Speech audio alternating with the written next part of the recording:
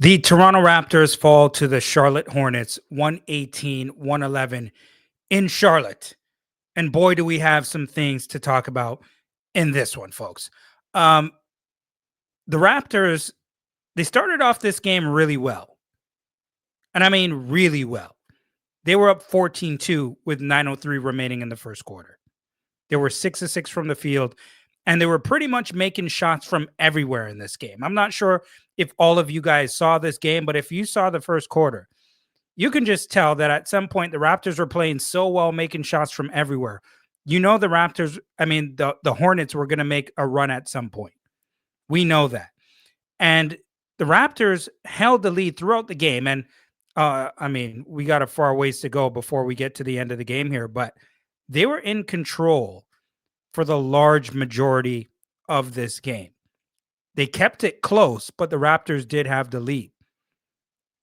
And in that first cue, the Raptors, what I like about them from an offensive standpoint, they're scoring at all three levels, scoring at the basket, from mid range, from 3-point range. If you're a good offensive team, you want to be able to mix it up a little bit. And that's pretty much what the Raptors were doing here. A guy like Grady Dick gave you some good minutes, came in that first cue. He did have 5 points in this game early on. Didn't see much from him offensively after that, but it's good to see him back considering that nasty fall that he took in the previous game. Colin Murray-Boyles was also a guy who was in there in the first quarter, and he was kind of a brute on defense, you know, beats you to the spot on a consistent basis defensively, gives you some cheap fouls here and there, typically what you would see a rookie do. But overall, he was decent in that first quarter as well. And, you know, I ran through that first quarter pretty quickly because I will be slowing down to say a few things that I have to say. First of all, I don't typically do this, but I do have to say this. The officiating in this game was awful. It was It's awful. completely BS. This is shame. Shame for the referees, shame for the league to allow this. What's happening over here during whole season, I've been calling it back. It's a complete crap. It was horrific. And you know it was bad because in this game, Toronto used both of their challenges. Charlotte used both of their challenges, and both of them were over both teams. So Toronto and Charlotte won all of their challenges. Like it was just a horrific officiated game. It was terrible. And it's frustrating to watch. And I'm not saying, by the way, that's why the Raptors lost this game. I'm just saying that overall, this game was not officiated well. I'm sorry. I got to point that out there. And so, listen, even after the first quarter, the Raptors had a 34-21 lead going into the second quarter. Scottie was looking confident, had 4 assists with 9:30 left in that second quarter. And another thing I realized about Colin Murray-Boyles, he has some good passing ability.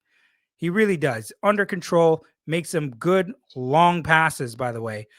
Finds guys, hits them right in the pocket, right in the money in shooting position, and guys can get their shot up or whatnot. But here's the thing about Colin Murray-Boyles that I want to see change. He's not aggressive enough to score the basketball right now. And I'm not saying that he needs to take a shot attempt every time he touches the basketball. But there are opportunities that he has to take his man off the dribble. He has an open shot and he's passing it up, looking for other guys around him. Completely fine, good, dandy, whatever you want to call it. But there has to be times where you're putting pressure on the defense. If you got an open shot or you can make a move and get to the basket, you got to take it. You got to take it because it puts other players in better position to be freed up to score. If you're going to the basket and somebody else has to come help, you can make a better dish. If a guy's sitting at the free throw line for a jumper on the elbow somewhere at the 3-point line, if a guy's slashing coming to the basket, but you can't just be out there looking like a deer in headlights when it's time to score the ball. Not asking you to do anything crazy here. Just be confident enough to make a move or take the shot when the defense gives it to you. That's all I'm saying here with Colin Murray Boyles. Jacoby Walter, on the other hand, still good defensively. And one thing I'm really not realizing about him is that he does really well as the second defender to be on that double team. He does a really good job of reading of reading the rest of the defense. And when a player is making a move, for example, like Charlotte, he knows when to run up behind them, force that double team. And you guys have been watching Jacoby Walter do this, and he's doing a damn good job of it. Some numbers I'm going to get to here in a second. But overall, the Raptors did look good somewhat in the first half, 58-52, going into halftime in this one. But only 4 fouls were called on Charlotte in the entire game up to in the first half. Like, I didn't understand what the hell was going on here with the officiating. Some really lopsided stuff here. Brandon Ingram in this one, 10 of 26 from the field. He had 22 points in 40 minutes, 1 of 5 from three-point range, 6 rebounds in this, 4 assists, 3 turnovers. Scottie Barnes did really well in this game, actually. He looked pretty good in this one. 39 minutes. He had 30 points in this game, 11 of 16 from the field, very efficient, 1 of 2 from three-point range, 7 of 8 from the free throw line, 12 rebounds, 5 assists, 2 steals, and a block. Scottie did his thing in this game. He was all over the place. Jakob Poeltl, 33 minutes, 4 or 6 from the field. He had 8 points. You know he's always efficient from the field. 11 rebounds, 9 assists, 2. Wait a second. Are my eyes deceiving me here? Did I just say 9 assists from Jakob Poeltl? Damn, circle that number. That's impressive. 2 steals.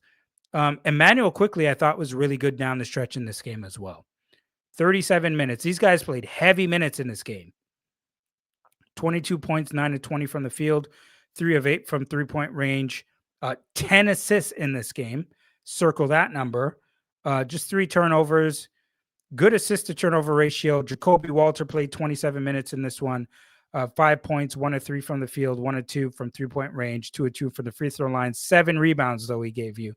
And so that is good there. Now, the bench, 13 points in this one from Mamu. 13 minutes in this game for Colin Murray Boyles, 1 point, 0 of 1 from the field. No free. He did knock down a couple free throws I saw in this game. Where is it? 1 of 2 from, no, just 1 of 2 from the free throw line. 4 rebounds, 2 assists, 2 steals in this game as well. Jamal Shed, just 1 of 6 from the field, 3 points. So we didn't get the production from the bench that we usually get. And you're going to need more production from the bench, especially when a guy like RJ Barrett is out the lineup. Now, this was a tricky game coming into it. We saw what happened the last game against the Charlotte Hornets when they played in Toronto. And Charlotte, for some reason, they always give Toronto somewhat of a matchup problem. Obviously, Toronto is the better team, but it is tougher without RJ Barrett, especially from an offensive standpoint. RJ can create for himself on offense. He makes something out of nothing. If you haven't already heard, go listen to the episode that I did earlier today with myself and TSN's Leo Routens. He talked about that in the podcast. RJ is assertive. He doesn't just stand around and wait. He makes things happen. And when he is not in the lineup, it's noticeable now, right? And that's good because it shows you the value that RJ Barrett has on this team. He is missed. And so we are all looking forward to seeing him back in the lineup and seeing him back in the lineup soon. Now, let me get to the third quarter here. One thing that I do like about the Raptors is how much they are pushing the ball up the court and getting out into transition. I want to see them continue to do that.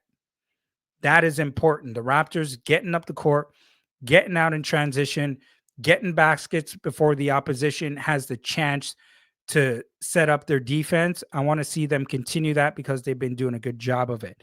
Darko, like I mentioned earlier, wins a key challenge. It gets overturned. It still saved Jacoby Walter from picking up his fourth foul.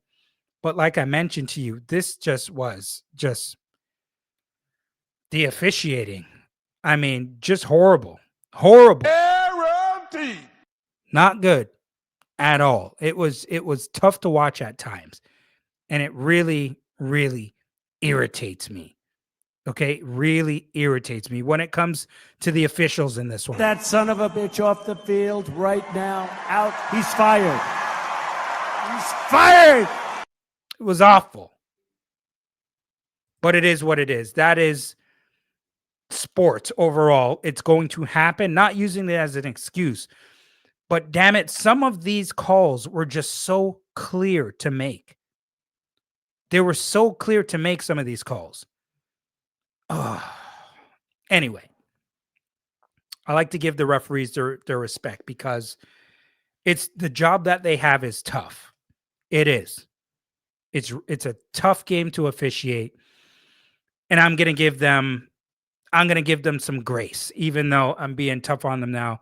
I will give them grace because overall they do a good job. Fine, I have to admit that. Okay, but anyway. Good hustle around the rim from Colin Murray-Boyles. And one thing that I do notice about Scottie Barnes is that he is staying calm under pressure down the stretch in these games. And games like this are good to have. Even though you didn't get this one, it's about the experience. Clutch time games. You need these under your belt. Obviously, you want to come out with the win, but it's the experience that matters because you need to learn from these kind of games, right? You need to learn, correct the mistakes, and move forward. You don't really have time to whine and complain. You got the Knicks tomorrow, okay? You got to correct things and move on, period. Not complaining about anything. Watch some tape. Get back into warm-ups tomorrow. Get into your shoot-around. Have some discussions, and let's see what they do against the New York Knicks. Now, going into that fourth quarter, another challenge. Grady Dick knocks the ball off of Knipple and clearly goes off of him. Refs miss it again. They have to challenge it. Gets overturned. And the one thing that I did like was that the Raptors did have a 6-point lead, 8-point lead for a lot of that fourth quarter until around maybe the 4 to 5 minute mark. But some good things that I did see is that I'm over 12 minutes again. Call me the fifth quarter. But the Raptors were getting stops on defense multiple times defensively in the half court, which is a good sign. That's what you want to see, and you want to see that continue. The problem is that we couldn't execute on the offensive end while we were getting those stops at the same time. That was a major part of the problem. And so, I mean, damn, I thought we did have a chance at one point when it was a 5-point game and Charlotte was getting some momentum, and you saw the crowd starting to build some confidence, and the players were starting to get confident, and they were making a run, and coach called a timeout for Charlotte. And I was hoping when he called that timeout that he would actually kill the momentum for his own team and get the crowd out of it a little bit. And it almost happened, but there was a bit of a broken play. And then I can't remember who shot the three. I think might have been Colin Sexton, who ended up knocking down a three and then making it a 2-point game. And then that's where the game started to swing a little bit. Brandon Ingram did have a chance, but you know what? Before I even get to that, the only thing that upset me a little bit about a defensive possession with Brandon Ingram was that Knipple got the ball with 12 seconds left. The ball was inbounded. And because he was the one who made the 3-pointer to tie the game. And Brandon Ingram had him in the corner, pretty much dead to rights.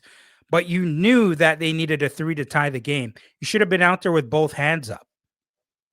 That's what I want to see. You're running out, closing out on him, even though the shot wasn't even going up yet, but his hands were below his waist.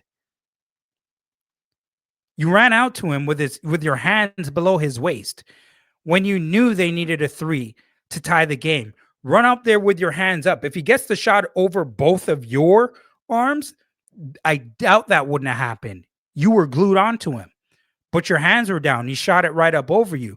You get up to him with both your hands up while you're closing out on him. He has no choice now. The baseline is on one side, sideline is on the other. You're going to run him off the line. He's going to go in. He's going to have to go in within the 3-point line. And then, so even if they score from in there, you still have a 1-point lead, and then you're knocking down free throws or whatever. Or maybe he could have created something else, but I thought he should have done a better job there on the closeout. So now, the game is tied. Brandon Ingram does have a chance. So he has possession. Scottie gives it to him. He goes one-on-one, but they come over, double team him, gets a decent shot off, but just not enough, and clanks it. They go into overtime.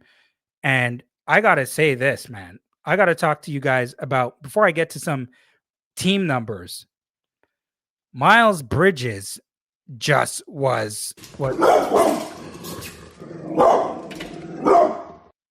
he was a dog tonight. I mean, Miles Bridges went crazy out there. 41 minutes in this game. He had 35 points. 13 of 23 from the field, 2 of 8 from 3-point range, 7 of 9 from the free throw line. He had 3 rebounds, and listen to this. He had no assists in this game. 0. 0 assists and 35 points. Tell me he was not out there on a mission to score. Charles Lee, the coach, gave him an objective. Go out there and cause hell putting the ball in the basket. And that is exactly what he did. And I mentioned this the last game when we played against the Hornets. Con Knipple. Damn, can that guy play? I mean, ladies and gentlemen, let me tell you something, man. And it's funny because Leo and I, when we did a show before the draft earlier this year, one of the guys that him and I both agreed on, if you can get him, now obviously he went early in the draft, was Con Knipple. This guy can play. This guy is a hell of a player. Tough. He has basketball IQ. He can put the ball on the floor. He's tough defensively. He can shoot the ball. I mean, listen, he is my type of player. I really like Con Knipple. He is a damn good basketball player. And what you guys also have to realize is, if you didn't see this game, LaMelo Ball didn't close this game. His behind was on the bench. His behind was on the bench. They went to Colin Sexton and this Diabate off the bench. He's a good, strong, young player. Brandon Miller only had 7 points in this game. He did not look good, by the way. 1 of 13 from the field, 0 of 6 from 3-point range, and he didn't look very good. But my goodness, Miles Bridges, he was just a handful for the Raptors in this game. Okay, 14 of 17 from the free throw line, 26 of 29 from the free throw line for the Charlotte Hornets. 12 more free throws there. Don't like that very much, even though the Raptors did get more from the field. 44 of 99 attempts from the field. The rebound game, the Raptors out-rebounded them by 13 in this game. But there is one number that is really, really concerning to me, and it was tough to watch.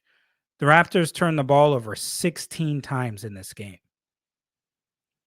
I don't like that at all. And a lot of these turnovers are just guys at times trying to do too much, which is okay as long as you learn from it. Like, there's no reason here to panic and go crazy. I mean, you just won the last 9 out of 10 games here, folks. I mean, my wife told me to stop saying folks. I keep saying it. I got to stop doing that. But 9 out of the last 10 games. They go in, they play the Knicks. Let's see how they look in New York and see how they recover from this loss. Overall, they have played really, really well. And now being 14-6 after starting the season 5-5, I think we'll take it. I think we'll take it. But hopefully they come back and get a win in New York. At Mike Roach 7 on IG, at Mike Roach 23 on X. Make sure you follow, like, subscribe, and share the podcast. Thank you all very much for your love and support. The podcast is growing. The show is growing overall. And I am really thankful for all of you. If you haven't already done so, when you finish this episode, make sure that you go check out the episode with myself and Leo Routens, as he gives some really good basketball analysis about the Toronto Raptors overall. And ladies and gentlemen, I've been looking at some of the data statistics. A lot of you are coming to watch the show, but you haven't hit that subscribe button yet. Hit that subscribe button and the notification bell, so when the episode drops, you will get a notification delivered right to your alerts on your phone. I will talk to you again soon, tomorrow night, post-game after the New York Knicks, and we will discuss and have our conversations in the comment section. This is your boy, Mike Roach. I'll be back again soon, and I'm out.